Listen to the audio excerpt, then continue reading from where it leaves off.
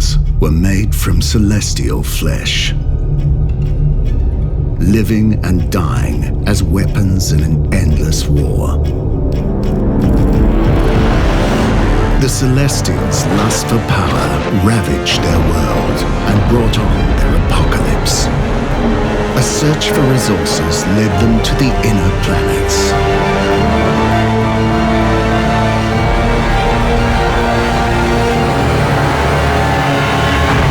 They found Earth.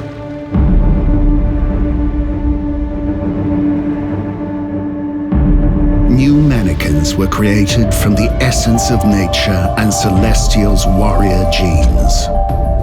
As slaves, they dug for the elements of power underground, but the soil carried a sickness. And those who succumbed were pushed aside, flayed.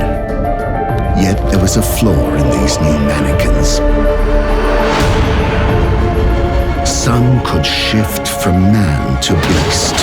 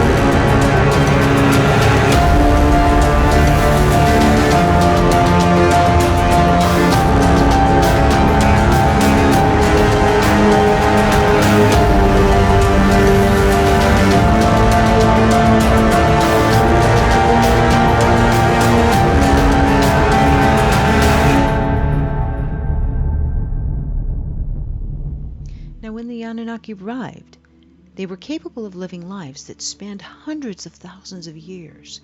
They created a mining settlement they called Eridug, Earth Station 1, in the Persian Gulf, under a leader named Enki.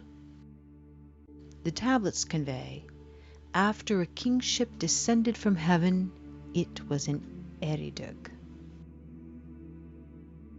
These visitors were not alone. They brought another extraterrestrial race with them. They were called the Igigi, and they worked as their slaves. The Igigi were considered inferior. They served the Anunnaki by mining gold. As civilizations grew, the Igigi endured crushing labor. And these stories are consistent with Babylonian tablets from the 18th century BC. When the gods, manlike, bore the labor, carried the load, the gods' load was great, the toil grievous, the trouble excessive. The great Anunnaki made the Igigi undertake the toil. After many centuries, the Igigi rebelled, mistakenly believing they could overcome these oppressive masters. Their defeat almost completely annihilated their race, leaving the Anunnaki without a workforce. Unable to replace the Igigi, Nibiru's ruler, Anu, ordered his son Enki to genetically engineer a new slave race, one that was intelligent enough to perform complex work but still be subservient to the Anunnaki. His experiments are recounted in detail in Atrahasis. Many unique creatures were created. Enki finally successfully met his goal, and the result? A genetic hybrid between Earth's caveman, Homo erectus, and the Anunnaki themselves. This hybrid we call Homo sapiens. The tablets called first men the Adamu. In Hebrew, Adam means man. The Anunnaki put the Homo sapiens to work in the mines and elsewhere in Mesopotamia. The Semitic word avad, or worship, literally means work for. Hence, early men had no choice but to worship their gods. According to the pictographs and texts, these Anunnaki, who we know lived many centuries, were giants compared to the Homo sapiens.